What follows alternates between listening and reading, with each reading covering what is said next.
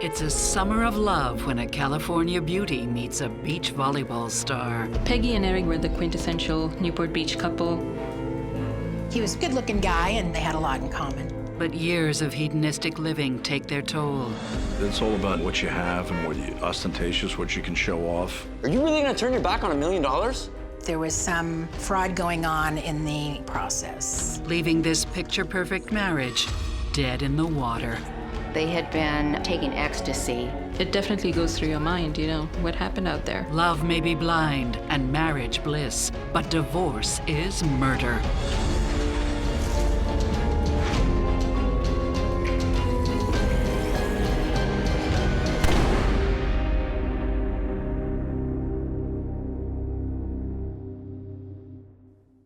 It's 1990, and 31-year-old Peggy Marshall is bursting with hope.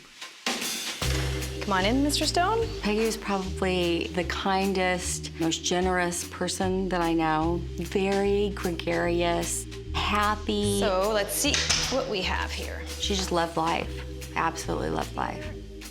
Armed with a degree in physiotherapy, she starts a geriatric clinic in her adopted hometown of Newport Beach, California. Oh, if you spend half as much time stretching as you do wooing the ladies, you wouldn't be so tight here. She enjoyed working with the elderly. She had a good knack for that, good personality to interact with them. Okay, so sit down. We'll see what I can She do. just loved helping other people. That was kind of her gift in life, and she loved what she was doing.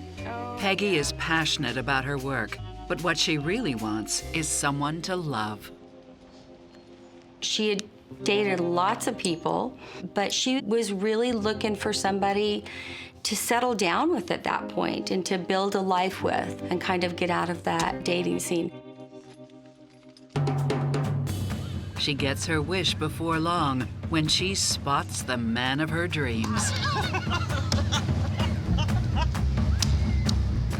Eartha Peggy. Come in, Peggy. She saw him and, you know, was very attracted to him and was like, "Who's that?" And I said, "Oh, that's Eric." 24-year-old volleyball ace Eric Beckler is a poster boy for Southern California living. He looked like a Newport Beach guy. Muscular, he worked out. Very athletic, perfect physique, perfect brain, perfect everything. He was a good-looking guy, and she noticed that right away. Eric, this is my friend Peggy. Hey, Hi. you play? Well, it depends what you're playing. Oh, I like her. Yeah, I thought you would. So we watched him play volleyball and, you know, she was really interested in him. Wow. And so that night, we went on to a party together, and it didn't really matter that they were at a big party, weren't really socializing with a lot of other people, but really spending that time together. Hey. Wow, that was fast. All right. Thank you. You're welcome. You are quite the athlete. I can be. I'm training for the triathlon next month. Have you ever done one of those? Shut up. You serious? Yeah. Okay, we are totally training together. Yeah? Yeah. Okay. No, I'm serious. Like, we're doing this. This is a real thing. All right, I will join to that. To training together. She was also into sports. She was quite a swimmer and into water activities, so that attracted him right away to her. Triathlon? Yeah. I'm a swimmer. Really? Yeah. That's like my weakest event. Really? Yeah. I think they found they had a lot in common. Maybe you could show me a couple I moves. will definitely. And that was really it. That was love at first sight for Peggy. And so it seems for Eric, too. This is gonna be fun. They didn't have children, they didn't have people to answer to, and so their life just consisted of fun and fun activities. It was just a fun relationship. Pretty much his entire life centered around Newport Beach volleyball. He did not have a career in any sense that I was aware of. But there's more to their budding relationship than sports. Just months after meeting, Peggy moves Eric into her Newport Beach apartment. Eric had basically a pair of volleyball shorts to his name. So he went from nothing to having a stability, you know, a good life, living in a nice area when he met Peggy. Your shorts? You mean this rag? Right. I'm going to use them to wash my car. Years. Thank you very much. Eric could see that Peggy was very successful, that she had her own business, that she was doing really well. Some men may not like that. Some men may have no problem with that. Peggy and Eric make it work, no matter who wears the shorts.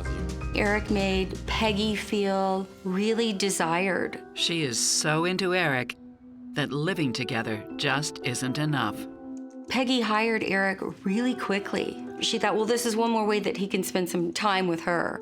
He did the books mostly and helped with little things around the company. Check it out. You just enter your revenues here and your expenses there. I knew there was more to you than just good looks. They each had their separate talents and strengths and made the business grow quite rapidly. Another thing that's growing is their bank account. They were successful and they had plenty of money to spend. They spent it on clothes, they spent it on vacations, they spent it on dinners, they spent it on furniture, they spent it on a lot of different things. And so all of a sudden, Eric's whole world, changed and got a lot bigger and a lot better. And Peggy even lets him manage some of the money, as if it were his own. They had totally separate accounts and they would split the bills. In other words, Eric wrote checks for some things and Peggy wrote the checks for others. When they get engaged, it's all on her. Do you like it? I love it. Peggy bought her own engagement ring because Eric didn't have the money. Don't worry, I'll pay you back. Maybe you should buy yourself a new pair of shorts first. Done. Being a big romantic wasn't him, it wasn't his style. Psychotherapist Stacy Kaiser and forensic psychologist Brian Russell are concerned about the couple's relationship to money. The potential for problems with Peggy and Eric at this point are that Peggy could be resentful that she is making more money, and that Eric could be resentful that she's making more money, and oftentimes men will feel emasculated, not manly enough, if they aren't the breadwinner, and so I would worry about that as well. Usually ambitious women like Peggy tend to want a similarly ambitious guy. They tend to not have as much respect for or attraction to a guy who does not also seem to be kind of a go-getter like them. Now, there is an exception, and the exception is the woman who sort of likes that she's got sort of a leash on a guy by having him be sort of dependent on her, and that may be what we see here happening. Peggy is 8 years ahead of him on the career track, and so it's possible that over time he could step up his game and begin to work more and play less. But so far, Eric isn't really showing me any interest in doing that. That doesn't stop Peggy from having the wedding she's always wanted. They went to Germany and got married in a castle. She wore a beautiful dress. Her whole family went with her, which was very important to her. It was really the wedding of her dreams. And almost right away, Peggy gets pregnant. She was very excited. She always wanted to be a mom. I'm out, babe. Hold on. Do you prefer pastel pink or delicate rose? I didn't get any sense of him being overly excited. You're both pink. I trust your opinion. Good luck. But that did not dampen Peggy's excitement at all. Much to Eric's relief, having a baby doesn't change their lifestyle too much. They continued to do a lot of all the same things that they did. They would just take her with them whenever they went to the beach. Parenthood suits them so well, they have a second child 1 year later, and soon relocate to a house on scenic Cliff Drive, which they buy for just under $1 million. It overlooked all the bay, so they had a beautiful view. It was a gorgeous home. Peggy and Eric Beckler were the quintessential Newport Beach couple. They really led the life that everyone would want to lead. But it's not all as perfect as it seems. I think it was really hard for Peggy. She didn't get a lot of sleep. It really kind of began to wear on her a bit because she was doing it all, Babe? You take over for half an hour? I really need a break. Oh, shoot. I'm on my way out, but I'll be home soon. Where are you going? Toby's waiting for me. I'll be back later. See you, buddy. See you. What time will you be back? I'll let you know. Your daddy can be quite the baby sometimes. She would be home, and Eric would leave and go play volleyball. I think that was quite a bit of an issue in their marriage.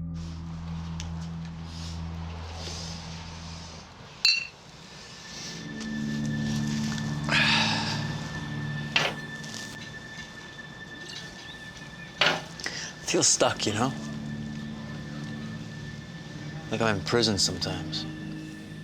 He used to call her controlling and demanding. She was on my case, like, be home, do this, do that. Just wish it was like the way it was before. I feel you, man. I feel you. If you look on the other side, you know, she had children and a business running, and he wanted to go play with his friends. Controlling or not, What's this? what's certain is that Peggy's marriage to Eric I get to decide when we sell it. has hit rough waters. They both spent a great deal of money. This is my business. Sometimes a great offer is too hard to refuse.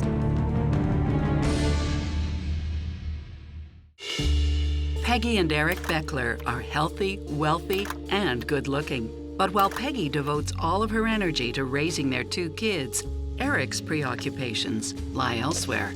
Hey, man. Awesome game, bro. Yeah.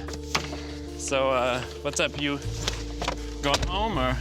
Yeah, Peggy's waiting for me. Eric was just a volleyball player. You know, that's what the life he had, and I think he wanted it back. Anyway, I'll give it right home. Juggling fatherhood with beach life becomes even harder when Peggy gives birth to their 3rd child. She wanted a large family. She came from an amazing family with brothers and sisters, and she wanted that for herself. Peggy's dream, however, comes at a price. 2 is a handful, and then 3 is almost impossible when they're all that little. I'm coming. Just a minute.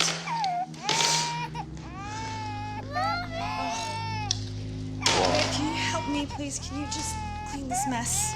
I'll be back. I'm coming! Desperate for a break, the couple attempts to solve the problem by hiring not 1, but 2 nannies. 1 during the weekdays and 1 on the weekends. But the extra help at home is all the excuse Eric needs to go out even more. She did the cooking and the cleaning, and she went to work, and she brought home the money. And Eric is happy to spend it. He would leave and go down and play volleyball at the beach for hours, you know, and not come home for 6 hours. Cheers, brother. Cheers. She would call looking for him, and then he wouldn't answer the phone.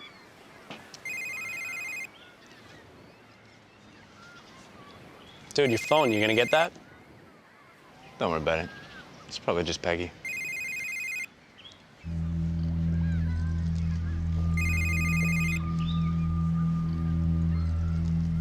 She would call me and say, you know, what's going on? You know, we have these beautiful children.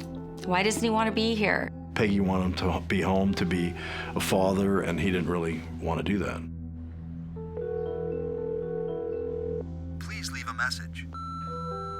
Hi, it's me. Esperanza can't take the kids tonight. Can you call me back, please? I don't know what to do. Like, now. Okay, bye. Overwhelmed at home, Peggy turns to her other employees for help. Hey, Rachel, how would you like tomorrow morning off in exchange for babysitting my kids tonight?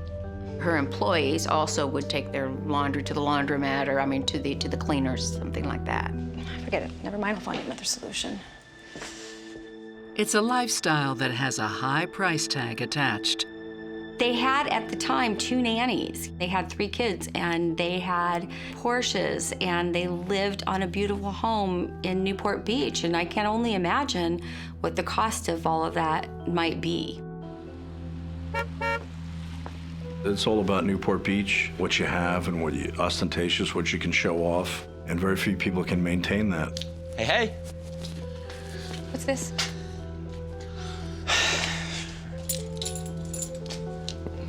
Six months behind.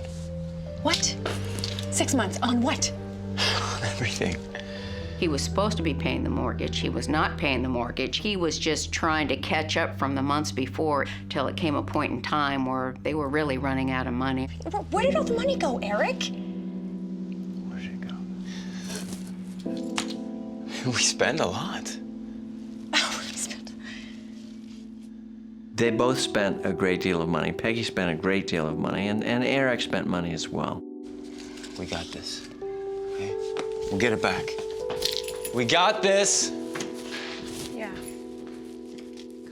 It was like, you know, things are getting a little tight here and we need to make some adjustments. Just when things are at their worst, Peggy catches a lucky break. Eric and Peggy were approached by another company to buy them out because they were very successful. Peggy was torn by that because it was her baby, her business. I don't know that Peggy wanted to see her company go someplace else. But Eric doesn't see it that way. No, I don't want to talk about it. Would you just listen to reason for 1 second? This is my business, not ours. Basically, he wanted to just get rid of all the issues, all the hassles, and just enjoy the money and not have to work. Get back to work. I think that Eric and Peggy probably disagree about accepting this buyout offer because Eric tends to be more of a short-term gratification guy. Peggy's a little bit more of a long-term, gradual business builder. It may be that Peggy sees the loss of the control of the business as sort of a failure. Career and financial stressors are two of the greatest sources of conflict in a marital relationship.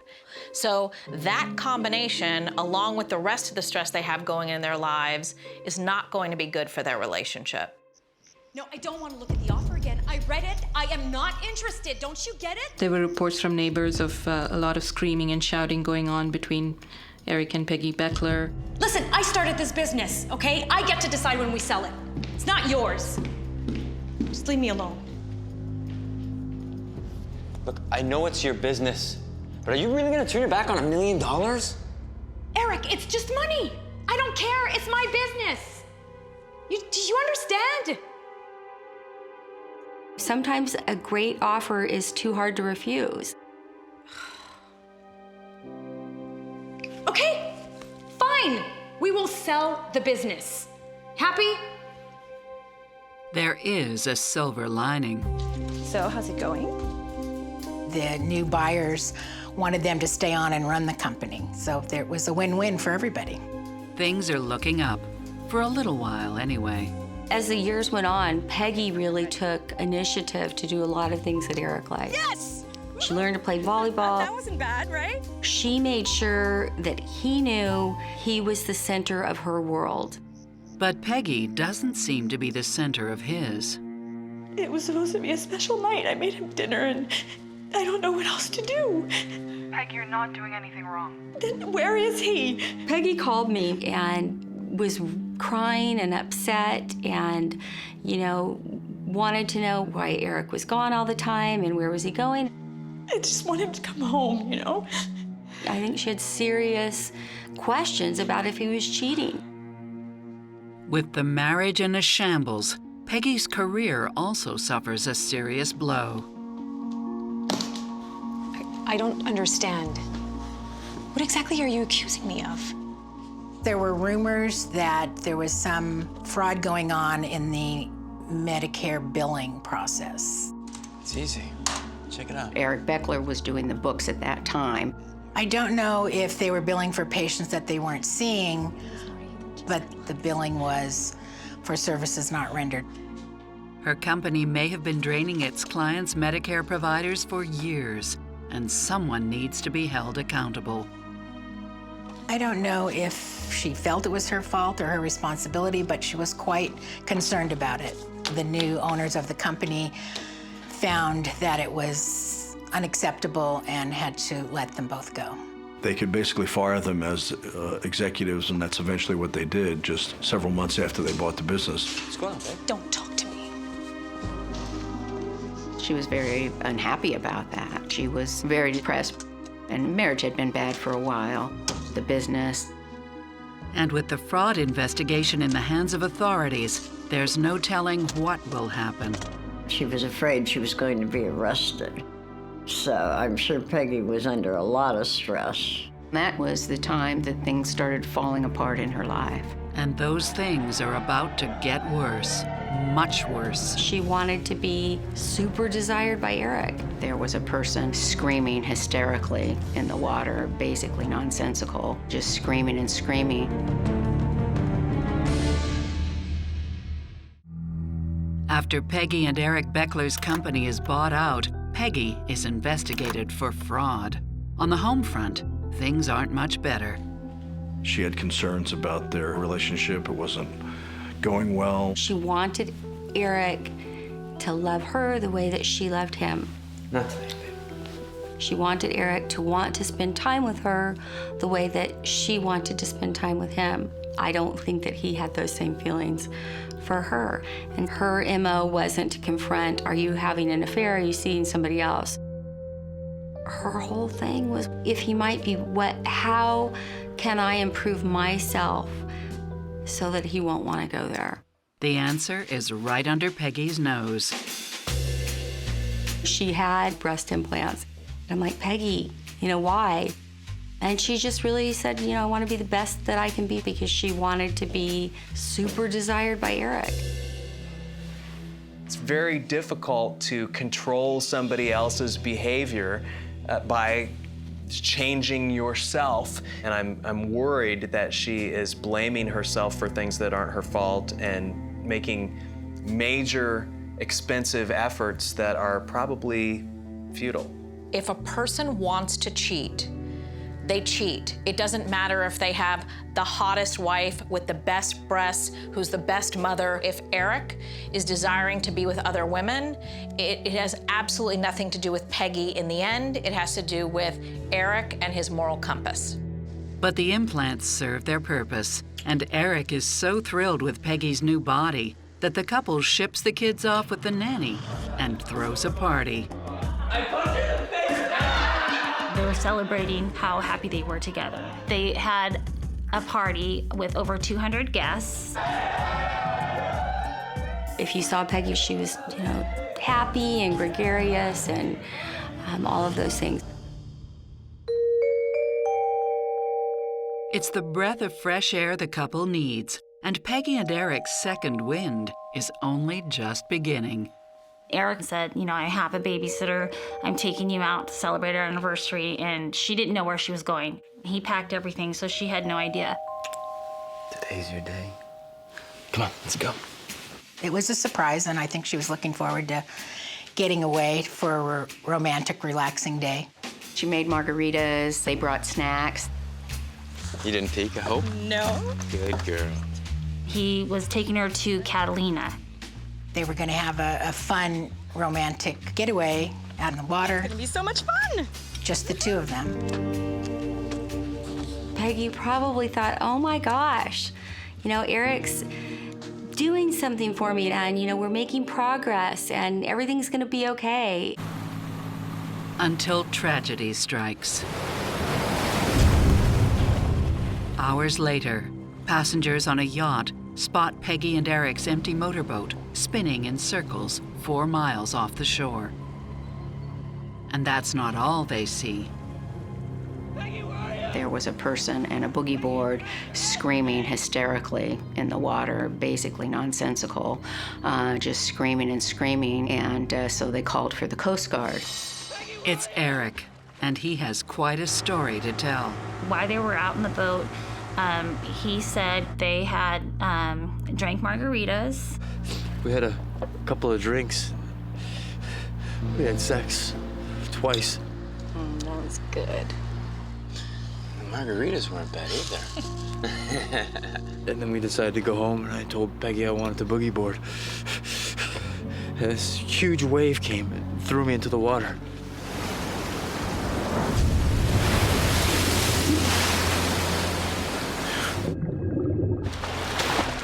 When I came to the surface, I couldn't see Peggy in the boat anymore. I figured she just got knocked into the water also. Peggy, where are you? I just stayed there, hoping she'd surface. She didn't. The boat was just going off on its own. I just kept shouting out her name, but I didn't hear anything. I couldn't just leave her. So I stayed there. Peggy! An hour and a half waiting. That's when the boat showed up. The news hits Peggy's friends and family hard. Okay, I'll call you back. A friend of mine called me very early and said, Glenda, have you read the newspaper? And I said, no. And she said, Peggy's missing. And there was an article in the paper that said that, Peggy was missing and fallen off a boat. There is hope. The Coast Guard did an extensive search, and they had aircraft, they had seacraft that did a complex search of the area. They were able to use submarines to look for her, and her family was also out in boats looking for her, and they couldn't find her. We kept up the hope, she's gonna make it. And after about 3 days, I was starting to be really concerned. After searching for Peggy for 5 days, the Coast Guard calls off the search. They can only assume the worst. Peggy is gone. With no body to bury, a memorial is held a few days later. Soon after, Peggy's parents take the kids in. The search may be over, but the investigation is not. Something about Eric's story doesn't ring true. The ocean was not choppy on that date. The ocean was very calm, in fact. She was such a strong swimmer, and I thought there was no way that Peggy could have drowned. Absolutely no way. So based on that, they contacted the Sheriff's Department's Homicide Division, and then we started looking into the incident. It's like I told the Coast Guard, that wave must have just knocked her off, And now my kids, we're all alone without her. His grief seemed genuine. I'm sorry for your loss, Mr. Beckler. Really, I am. He was saying all the right things, but it didn't make sense that his wife would disappear in the water. It was a very calm day. Police interview Eric's best friend, Toby Baker, who confirms that Eric and Peggy were happy for the first time in years. His statement to us was that he wasn't aware of any issues in their marriage. They were happily married, and he was shocked by this whole situation. At the same time, a theory begins floating around Newport Beach that Peggy faked her own death. The rumor was that she was afraid she was going to go to federal prison for fraud and is living somewhere in the Caribbean having nice drinks or something. We had not found a body, and so that did leave it open for them to say that maybe she was not dead. So, is Peggy on the run? The investigation was serious, and the consequences could have been very severe. She disappeared and went to Europe. While under investigation for fraud, Peggy Beckler goes missing. Is she on the lam, or did she drown in the Pacific? Without a body or any leads, the case goes cold. I had no idea what happened to Peggy. Absolutely none. Embarrassing her family would be awful to Peggy. People may go to prison for 10 or 15 years for the nature of the fraud that was involved. The investigation was serious, and the consequences could have been very severe because Peggy really ran the business. The focus of the investigation was directed towards her. Who knows, Peggy might have just swam ashore and is living a happy life somewhere else. Meanwhile, Eric continues to grieve. Peggy was considered missing at sea, and Eric was a distraught husband who lost his wife. I just couldn't even imagine going through that. Within months, money is running out, and Eric decides to reinvent himself as a website designer. Eric started an internet business, and he went to a trade show to promote his services, his company. He needed a model to attract attention to his booth, so he asked a photographer friend of his to send a gal. Enter model and part-time actress Tina New. I was hired to work at a trade show for him, and he was really, really nice, real respectful. Tina's a natural performer. She had some walk-on parts with a few different TV shows. She did a lot of modeling. And consequently, that's how Tina ended up there. Oh, look at him, he's so cute. Yeah, that's my youngest. Real character, that one. Their mother must be really beautiful. She was. She definitely was. She passed away in the summer. So. Oh, no. I'm so sorry. Thanks. He told me that his wife had died in a tragic boat accident 3 months before, and so I automatically felt sorry for him. It's a nice restaurant by the pier. You hungry?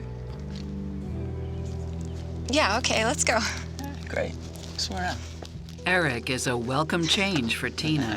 Thanks. She had been involved in some in the past dysfunctional relationships involving drugs and alcohol. Eric Beckler was a breath of fresh air for her because he was a good guy. But is Tina the right girl for Eric? Tina New did have a past. She was convicted of a fraud, and she did have some past run-ins with the law. When I met Eric, I had just started using drugs, and I took myself into a detox place and said, I need to go get help. You know, I'm gonna fix my life. And my car's in the shop because I got in a car accident. My electricity is shut off. My pager goes off, and it's this job to work for Eric. So he was just my hero. And, you know, he and I were together from that point on. Like in a symphony. If you forget what you're doing, you just... He took her on cruises, they wined and dined. I think their happiness was very evident to the community and to their closest friends. What's also evident is how quickly Eric is moving on. I think that was a bit of a puzzle as to how someone who had just lost his wife less than 3 months ago could be so happy again. People have different ways that they deal with their grief, and each individual has to answer for the manner in which they deal with these traumatic events. So just gray hairs? Yeah. The fact that Eric is willing to move on so quickly suggests to me a pretty profound selfishness. Is awfully quick for a husband who supposedly was happy with the marriage as it was when Peggy disappeared. I look at Eric and Tina's relationship and I see that Tina is a mess and doesn't have her life in order, and Eric is a mess and doesn't have his life in order. So to me, it's just two messes making an even bigger mess. I think that neither Eric nor Tina is really in a good place to even know if they can build a solid foundation for a long-term relationship at this point. Indeed, this foundation is anything but solid. Eric's new business bites the dust after just a year, and so do his finances. The phone would ring off the hook with bill collector after bill collector all day long, day and night. Eric was also involved in the stock market and wasn't doing very well.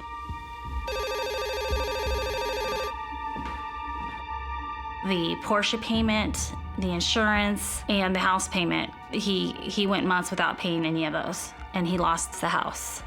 And then we moved into a condo. And with pressures mounting, Eric and Tina's new condo is far from the happy home they'd hoped for.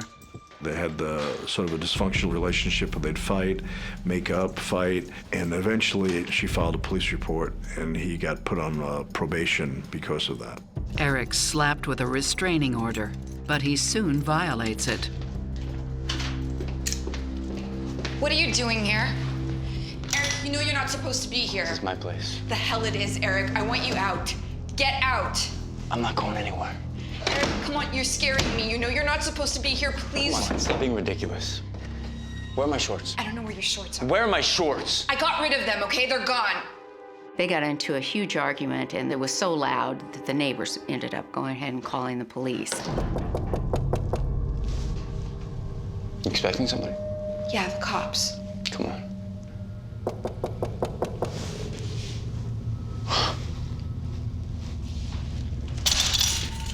You watch yourself, bitch.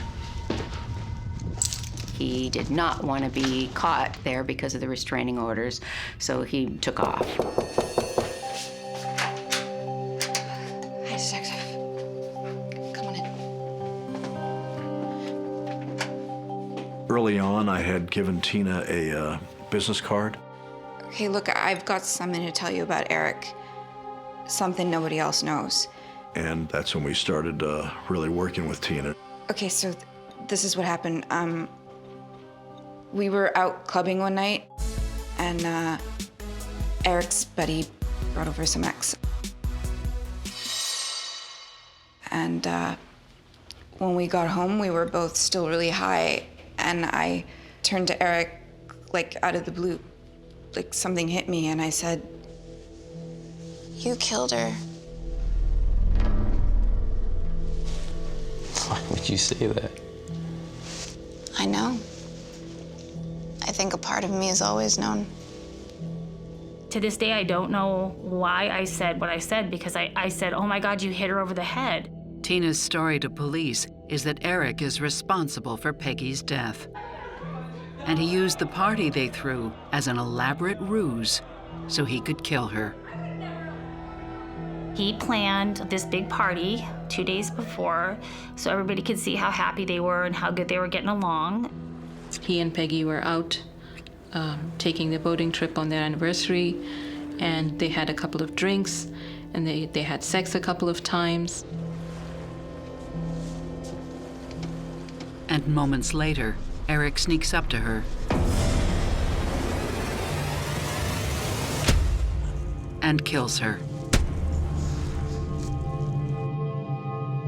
And so I'm sitting there laying next to him going, oh my God, oh my God, oh my God.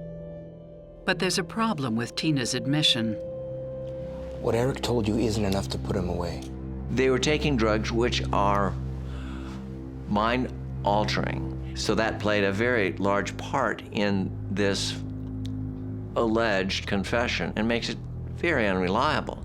Since it's all hearsay, Detective Murphy needs more from Tina than Eric's drug-addled confession. Listen to me. I need you to help us. Peggy needs you. Tina agreed to be an informant for the sheriff's department. But nobody's prepared for what Tina's about to find out. How do I know you're not going to hurt me? He thought that would excite her.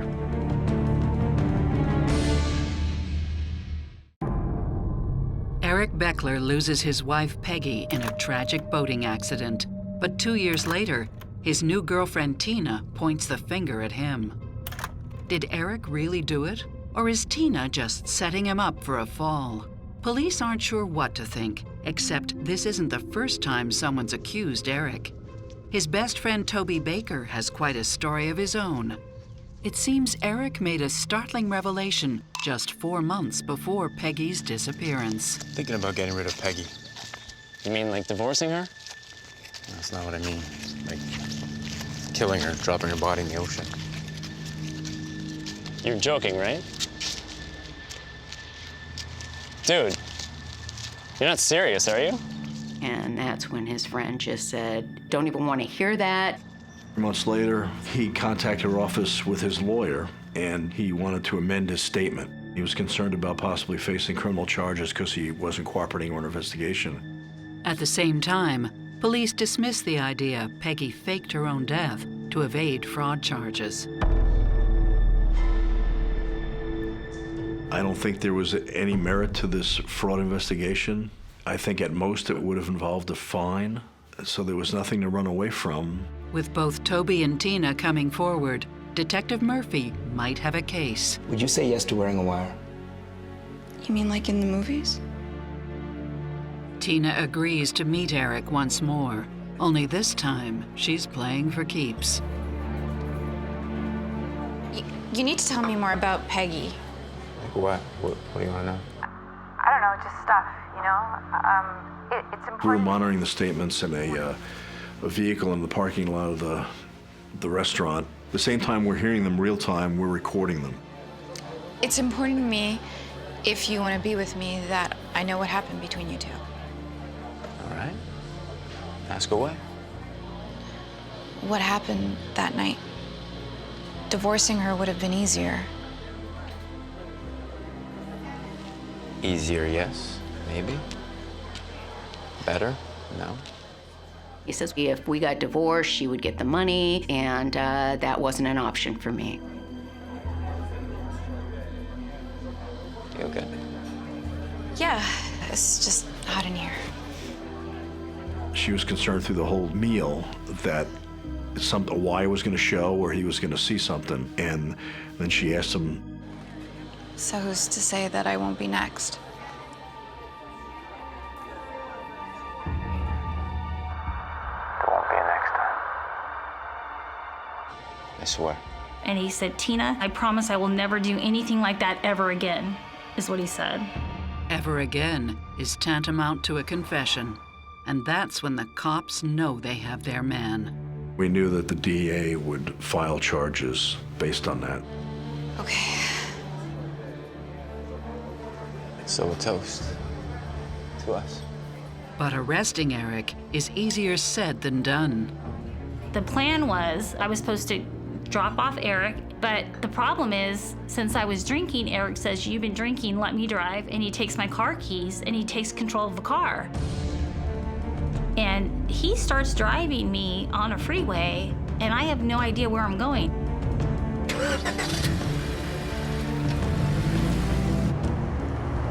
And I'm thinking, I am dead. So I start listing the streets on the freeway. I'm like, why are you going here? Why are you on Valley View Boulevard? Eric, pull over. It's my car. I can drive myself home. What the heck is wrong with you? You want to be with me? Then get out of the stupid-ass car. Okay, okay. He pulls over and he gets out.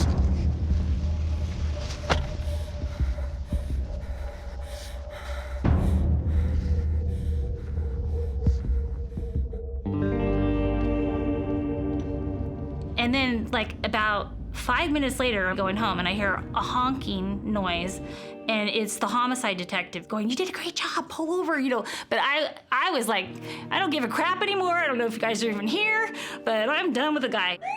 After they left the restaurant, we ended up following them, and when they separated, we ended up arresting Eric. Eric Beckler, you're under arrest for the murder of your wife, Peggy. Are you serious? Really?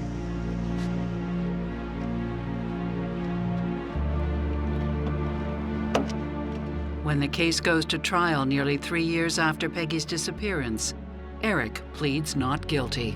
One of the most unique aspects of the case was that there was not a shred of physical evidence. There was no blood on the boat.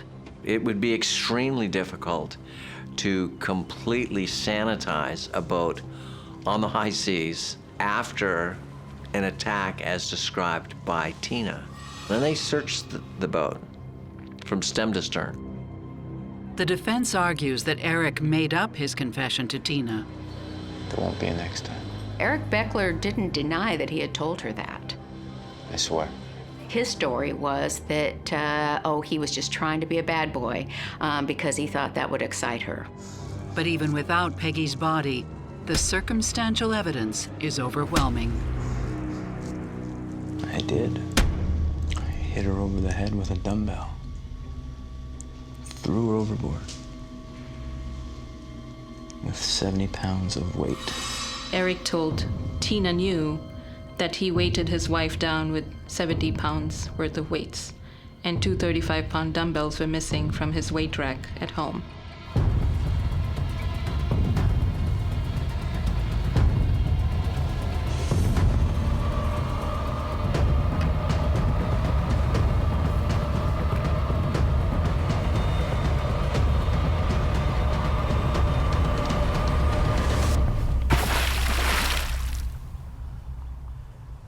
And this was not in the area that the Harbor Patrol was looking. It was 8 to 12 miles out to sea. Meaning the Coast Guard search never stood a chance. It's a big ocean out there. And then he drove back into the mouth of the harbor, 4 miles out, and that's where he set up the boating incident. And that's when he jumped off the boat and waited for someone to come. Peggy! Eric's motivation is as simple and as old as the color green. Eric and Peggy had $2 million life insurance for each of them, and also they had some insurance on the children. A month and a half before the boating incident, Peggy wanted to change the beneficiary to her children and take Eric off them. No, he should no longer be listed as a beneficiary. Hey, babe. Yeah, Glenda, okay. 9 o'clock tomorrow. Okay, bye. What you up to? Just talking to Glenda. That kind of tells you what's going on in her mind about her trust of Eric Beckler, and he did not know that at the time of her death. But the prosecution's most valuable asset is Tina. I said to them, no matter what I've done personally, before or after, has nothing to do with the fact that he killed his wife. On February 1st, 2001, Eric Beckler is found guilty of first-degree murder and sentenced to life without parole. Based on what the prosecution presented as evidence, they did prove beyond a reasonable doubt that he did it. He never seemed all that attached to Peggy. He certainly did not seem attached or interested in his kids. And it is that lack of attachment that enabled him to go and kill her because he doesn't have a regard for her. The extreme escalation of that self-centered hedonism that we saw in Eric back when he met Peggy is the kind of self-centered hedonism that can make a murderer. Eric's sentence is a mixed blessing. Certainly there was that feeling of relief and being ecstatic, but there's also this devastating feeling, that makes it so final and so real. I believe that based on his sentence, he's likely to die in prison. I know my son, and he's not capable of doing a crime like that. He's not that type of person. It definitely goes through your mind, what happened out there. Only one of them is here to tell the story. Although Eric's conviction is justice to some, Peggy's body remains in its watery grave. She's not coming back. I don't have a best friend. Peggy's mom doesn't have her daughter.